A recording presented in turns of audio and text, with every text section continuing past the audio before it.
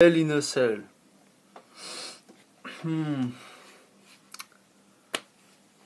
Beaucoup de choses se sont passées lors de ce pay-per-view. Avant le pay-per-view, j'étais un petit peu hype, mais pas non plus. Voilà. Pas comme un dingue, quoi. Il y avait des matchs que j'en avais un peu rien à faire. Déjà, le Miz et Maryse contre Daniel Bryan et Brie Bella. Ok, le Miz et Daniel Bryan, voilà, ok, en un contre, ça m'aurait intéressé, à mort. Mais là, qu'ils mettent leurs femmes dans le match, enfin, dans la rivalité, j'en avais un peu rien à faire.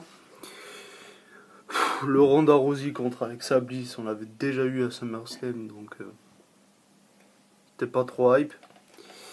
Je m'en foutais un peu.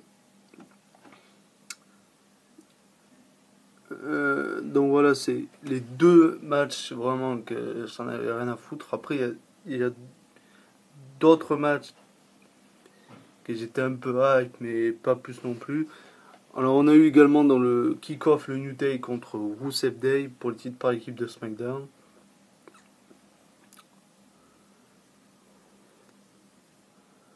J'ai pas regardé le kick-off, donc je peux pas dire si ce match a été bon ou pas. J'irai peut-être le voir, mais je peux pas vous dire si le match était bon parce que je n'ai pas vu. Je n'ai pas regardé le kick-off. Donc voilà.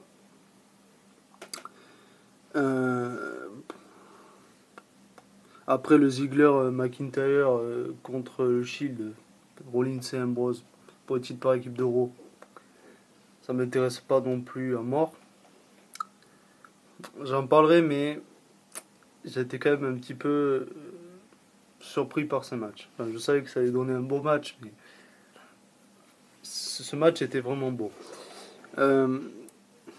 Et puis après et puis également le Strowman contre Reigns, même si c'est dans Hell in a Cell, ça me hypait pas trop. Alors, 3 matchs qui me hypaient à mort. Donc Becky Lynch contre Charlotte, pour voir s'il faisait gagner Becky Lynch.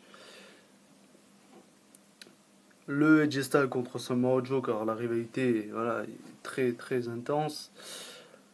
Et voir s'il filait le titre à Joe aussi. Et puis bien évidemment le Jeff Hardy contre Randy Orton.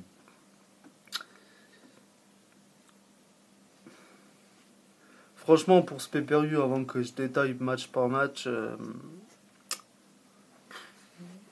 quelle note je pourrais mettre à ce pay-per-view sur 10? Alors j'étais déçu par...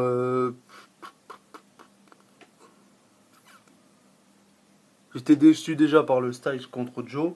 Parce que ça s'est fini sur une controverse et j'aime pas trop ça. Quand ça se finit sur une controverse. Et puis ils ont pas fini le titre à Joe. Donc ça m'a énervé. Le Miz contre... et Maryse contre... Daniel Bryan et Bruyella. Voilà. Ça m'a... J'ai pas aimé.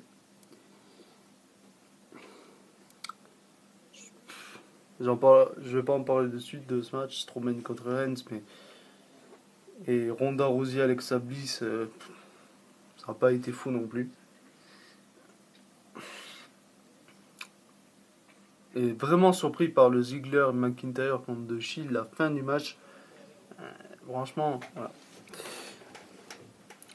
Donc, on a commencé le pay-per-view avec un Hell in a Cell match. C'était très bien de commencer par le thème du pay-per-view. Quand t'as un pay-per-view à thème comme Hell in a Cell, Money in the Bank, etc., il faut commencer le pay-per-view avec ce type de match.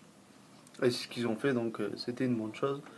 Jeff Hardy contre Randy Orton dans le Hell in a Cell qui est rouge. La cage qui est rouge. Ça m'a bien fait rire, cette cage rouge en tous les cas. Mais bon, je trouve que ça va bien dans le thème au final parce que c'est l'enfer, donc l'enfer c'est rouge, donc bon.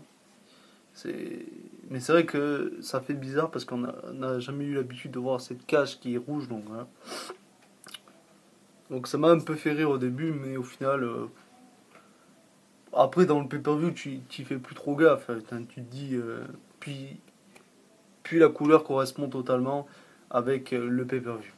T'aurais mis une cage verte, ou je sais pas, jaune. Déjà jaune, ça doit bien péter les yeux, et même vert aussi. Mais bon, t'aurais fait une cage, voilà, de cette couleur, ou bleu. Ah, ça aurait pas eu de sens, mais une cage rouge, voilà,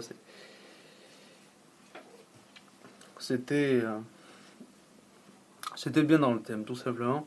Donc, Jeff Hardy contre Randy Orton, j'avais vraiment peur pour Jeff Hardy.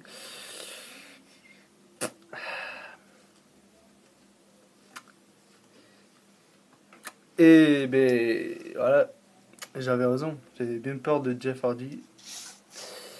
Et il a pris des risques, Hardy, dans ce match. Mais après le match était vraiment bon, mais franchement, les deux moments où je me souviens, c'est quand t'as le putain de psychopathe de Randy Orton. Vous vous rappelez à SmackDown là, il y a quelques semaines, qu'il avait tordu l'oreille de Jeff Hardy, mais ce n'était rien ça, comparé à ce qu'il a fait à Hell in a Cell. Il allait sous le ring, il t'a pris une mallette, et il y avait plein d'outils à l'intérieur, il t'a pris une tournevis, le gars. Le mec, il t'a pris une tournevis, t'as pris l'oreille de Jeff Hardy et t'as la tordu avec le tournevis. Ça, ça, je m'en souviendrai pendant un bon petit moment, en tous les cas, de ça. Ça m'a vraiment marqué. Et puis, bien évidemment, la fin du match, Jeff Hardy qui met sur une table Orton, Jeff qui avait placé les échelles, et il avait monté tout en haut de l'échelle. Donc, je pensais qu'il allait sauter depuis le haut de l'échelle. Le mec grimpe au plafond. Bon, c'est pas le tout en haut du Hell in a Cell, mais c'est le plafond, on va dire, du Hell in a Cell. Et le mec qui se balance comme un singe. Le mec qui se balance. Et en fait, je sais pas, il a mis trop de temps à tomber. Et en fait, Randy Orton a largement eu le temps de se barrer. Et Jeff Hardy s'est écrasé contre la table. Donc après, il y a eu les médecins et tout qui sont venus. Et l'arbitre voulait clairement arrêter le match. Et Randy lui a fait: tu fais le tomber déjà. Je gagne. Et après, vous vous occupez de Jeff Hardy. Donc, c'est ce qui s'est passé. Et Randy Orton a fait le tomber sur Jeff Hardy et a gagné le match. Très très bon match pour commencer le pay-per-view Hell in a Cell. Après, on a eu le Becky Lynch contre Charlotte pour les titres féminins de SmackDown. J'avais très très peu d'espoir pour qu'ils fassent gagner Becky Lynch. Je pensais qu'ils allaient faire comme ça Charlotte, surtout que ça faisait pas depuis longtemps qu'elle était championne. Donc pour moi, en plus, s'il ne faisait pas gagner Becky Lynch à SummerSlam, pourquoi il la ferait gagner maintenant? Donc voilà. Mais bon, dans mon cœur, je voulais que Becky Lynch gagne, bien évidemment, le mérite. Depuis 2016, elle a pas été championne, je crois. Depuis 2016, il me semble, quand il y avait eu le premier draft, le retour du draft, et qu'elle avait été à SmackDown. Et j'étais très content parce qu'elle a remporté le titre féminin de SmackDown. Je suis très très très heureux pour elle en tous les cas. Du coup, je comprends pas trop pourquoi ils lui font gagner le titre maintenant. Alors soit ils auraient pu lui faire gagner à SummerSlam, ou moi je pensais que la rivalité allait continuer, et qu'ils allaient lui filer plus tard le titre. Mais bon, à mon avis, la rivalité va continuer. Alors je comprends pas trop cette décision, mais je suis très très content en tous les cas qu'ils l'ont fait gagner. Et c'était un match pas, pas ouf, mais ça passait quoi. C'était un bon petit match, on va dire. Elle est très content. Becky Lynch qui gagne avec, je sais pas, comme un petit paquet, mais en fait avec un tombé normal, un magnifique contre, et après elle gagne. Donc bravo à Becky Lynch. Et puis à la fin du match, Charlotte voulait la féliciter. Becky Lynch, elle lui a pas fait un fuck, mais bon, c'était un peu comme si elle lui faisait un fuck. Elle s'est cassée et elle a fait: tu ne voleras pas mon moment. Voilà, tu ne voleras pas mon moment. Et voilà. Et elle a bien raison parce que moi je pensais qu'après le match, Charlotte allait, allait tabasser Becky Lynch, qu'elle aurait été pas contente. Et surtout qu'on nous avait parlé d'une rumeur comme quoi il y aurait un double turn. Parce que Becky Lynch est heel. Et que serait repassé face et Charlotte du coup heel qui est face passé heel. Bon, ouais. Un peu compliqué. Et du coup, je pensais qu'il allait se passer ça. Charlotte fait une turn et Becky Lynch redevient un babyface. Donc, donc ça s'est pas passé. Donc Becky Lynch s'est barrée ensuite. Et j'aime bien vraiment cette Becky badass là qui est une guerrière quoi. Une guerrière. Donc très content pour Becky Lynch. Ensuite, on a eu le match pour les titres par équipe de Raw. Euh,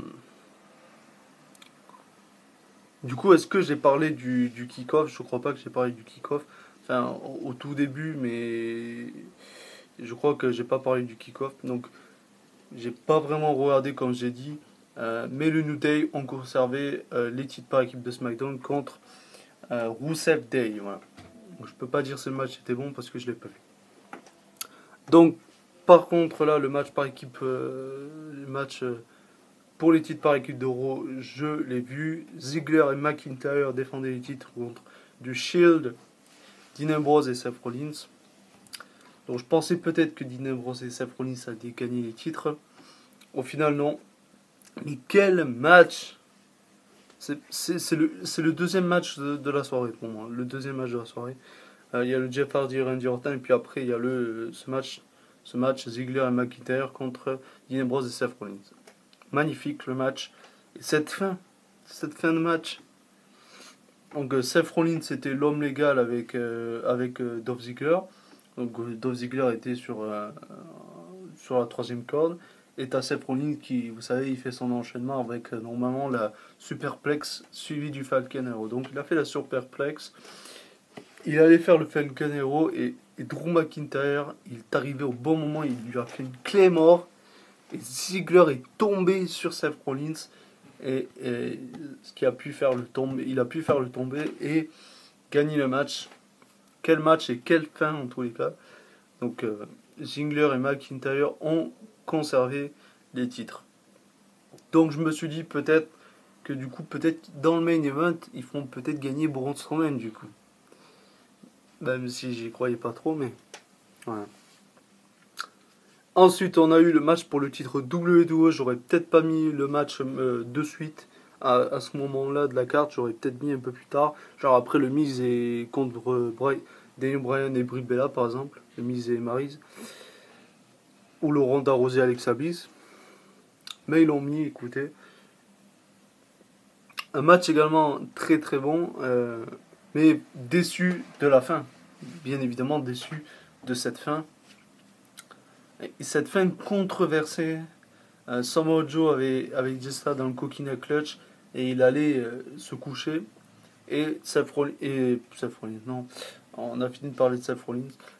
Edge Styles a fait un pont, là, il a fait une espèce de pont pour faire le tomber en petit paquet. Et en fait, l'arbitre était concentré sur les épaules de Samoa Joe qui était au sol. Et ça je ne l'ai pas vu de suite, mais c'était au replay après, quand Samoa Joe avait contesté. Edge Styles a tapé.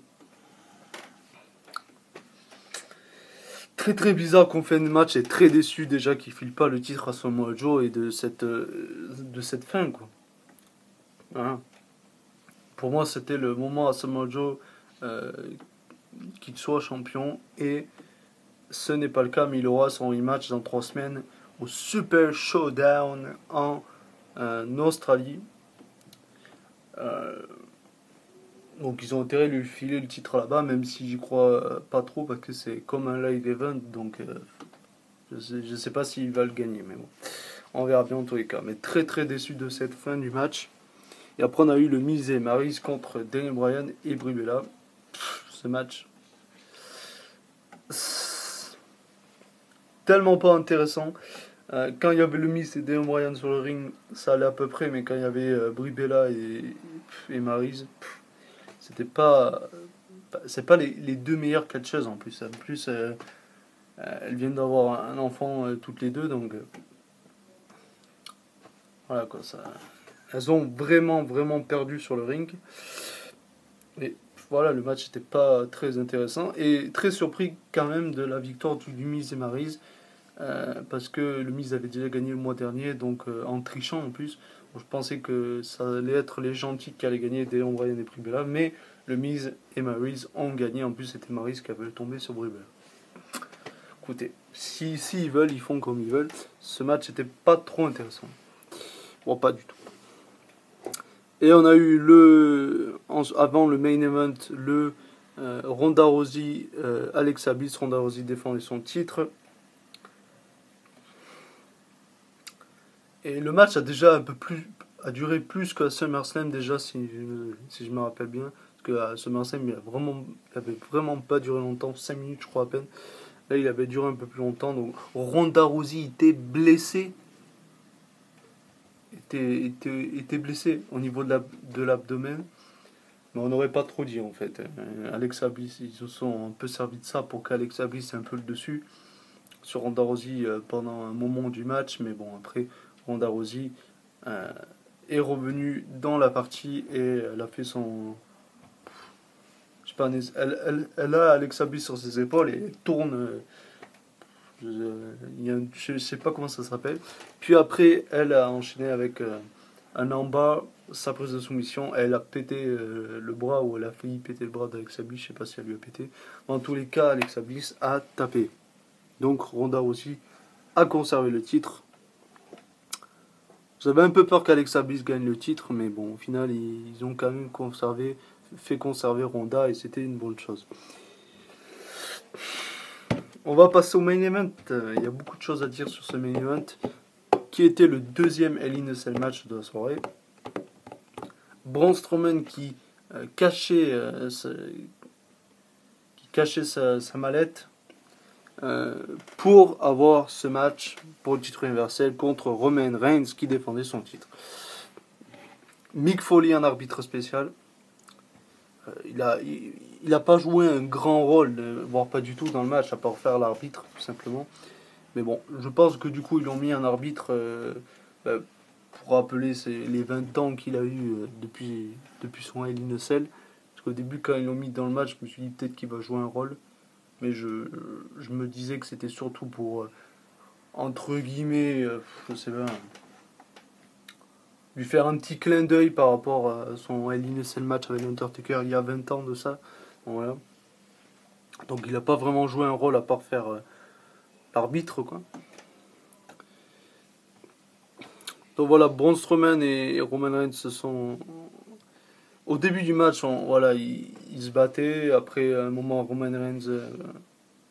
Strowman avait fait un chokeslam et Mick Foley avait failli compter 3, ou d'ailleurs il a compté 3, mais au final, c'était de justesse, quoi. Donc Braun Strowman n'était pas trop content.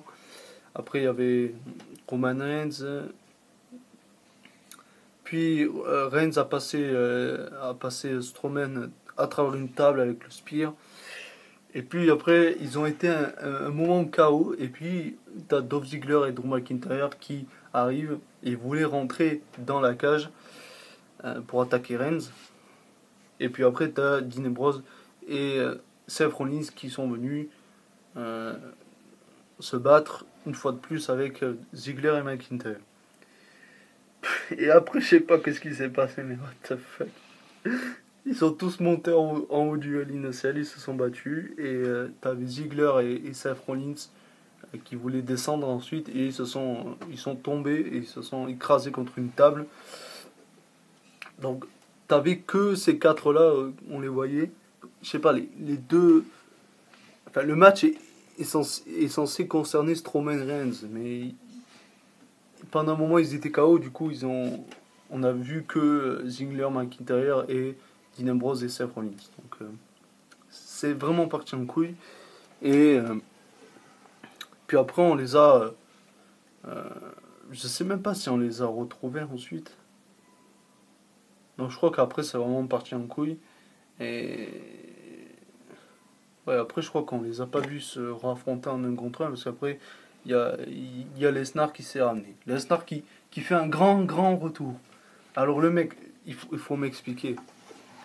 Le mec, quand il est champion, il se ramène tous les 6 mois. Et là, le mec, il est pas champion. Il se ramène un mois après. C'est, c'est- je comprends pas. Le mec, quand il est champion, on le voit pas de 6 mois des fois. Et là, il est pas champion, il s'amène comme ça. Faut m'expliquer. Franchement, donc Lesnar n'a pas fini avec la WWE. euh, Parce qu'il devait retourner à l'UFC et on ne devait pas le voir un moment à la WWE. Mais bon, vu que le mec est venu là, je pense que on va le revoir du coup bientôt. D'ailleurs, elle avait laissé pousser la barbe et ça lui va bien, Lesnar, la barbe.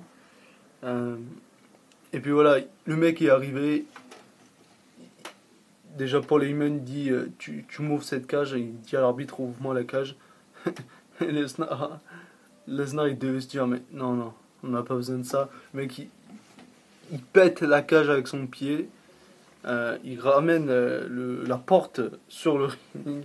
Puis après, il tabasse Reigns et Lesnar. Il leur fait un F5 aux deux. Et puis le show se finit comme ça. Un peu what the fuck en tous les cas. Une fait un peu bizarre. Donc Lesnar n'a pas fini avec la WWE. Je ne sais pas pourquoi il est intervenu dans ce match. Ah, on verra bien en tous les cas par la suite. Je ne sais pas s'il sera demain à Raw. On verra bien en tous les cas. Demain à Raw, il y a l'Undertaker qui est là. Je regarderai peut-être en direct. Soro, je sais pas, parce que depuis plusieurs mois je regarde pas en direct. Mais là peut-être je vais le regarder en direct, je sais pas. Euh, enfin pas en direct, mais je veux dire en entier quoi, le show en entier et pas juste quelques parties. Donc voilà en tous les cas. euh, je mettrai pour ce Hell in a Cell un 6 sur 10. Voilà. Parce que très déçu par le Styles Joe. euh, et le main event un peu. C'est parti en couille quoi. Le main event est un peu parti en couille. Puis très content pour Becky Lynch et euh, également un très bon match entre Ziggler, McIntyre et Dean Ambrose et Seth Rollins. Et puis le Jeff Hardy et Randy Orton. Voilà, extraordinaire. Donc voilà, en tous les cas, pour ce Hell in a Cell, donc j'ai pas fait d'intro du show. Je savais pas trop quoi faire comme intro. Euh, Peut-être j'aurais pu faire Brock Lesnar, mais bon, c'est un peu toujours pareil, je l'ai déjà fait. Donc, il n'y a pas eu d'intro pour cette review de pay-per-view. Donc, je sais pas si vous êtes énormément déçus qu'il n'y ait pas d'intro, mais bon, ouais. Le plus important, c'est que je vous ai fait la vidéo et vous dire ce que j'ai pensé de ce pay-per-view. Donc voilà, on se retrouve. Je pense faire une review du Super Showdown, pardon, qui aura lieu à Melbourne en Australie. Donc je vous ferai une review, on parlera du Taker contre Undertaker Last Time Ever. Et on parlera, et après je sais pas trop quel match il y a, je crois qu'il y a John Cena, Bobby Lashley contre Elias et je sais même plus. Il y aura le Shield contre Ziggler, McIntyre et et Strowman pardon. Et puis voilà, plein d'autres matchs, on en parlera de ce live event. C'est comme un live event, c'est un peu comme le truc qu'il y a eu en Arabie Saoudite, d'ailleurs qui aura lieu. Ça, il y aura un nouveau truc en Arabie Saoudite, je crois en novembre, c'est juste avant les Survivor Series. Donc voilà, du coup je ferai une vidéo pronostic, une vidéo review du Super Showdown si tout va bien normalement. Alors, j'espère que vous avez aimé cette review de Hell in a Cell. Dites-moi également vous ce que vous avez pensé de ce pay-per-view en commentaire. Et donc je fais la vidéo, on est 1h30. Je crois qu'il est 1h30 par là. Euh, donc vous aurez cette vidéo normalement ce soir. Peut-être plus tôt que la vidéo pronostic, parce que la vidéo pronostic j'avais eu un problème de connexion au moment. Donc voilà, donc normalement vous l'aurez vers 6h par là peut-être. Parce que ça met un peu de temps à se mettre en ligne. Et puis, ah ben non, du coup il n'y aura pas de montage pour cette vidéo. Donc il n'y aura pas de montage, donc elle sera même peut-être dans 2 heures hein, la vidéo. Je ne sais pas. En tout cas, vous verrez bien si vous êtes en cours ou au travail, vous dès que vous rentrerez chez vous, en tout cas, normalement, la review sera disponible. Voilà. On se retrouve normalement pour la vidéo pronostic du Super Showdown, pardon. Et puis, portez-vous bien les gens, et dites-moi vraiment ce que vous avez pensé de ce pay-per-view, qui était bon et un peu what the fuck, surtout le main event. Voilà. Dites-moi ce que vous avez pensé de ce pay-per-view en commentaire. Voilà. Si vous avez aimé la vidéo, n'hésitez pas à mettre un pouce bleu, en tous les cas, à vous abonner si ce n'est pas déjà fait. Blablabla. Bla, bla, bla, bla. Et à très bientôt sur la chaîne Mika le Fifou. Soyez très fiers d'être fan de catch, même s'il y a des trucs un peu what the fuck des fois. Allez, ciao ciao les gens.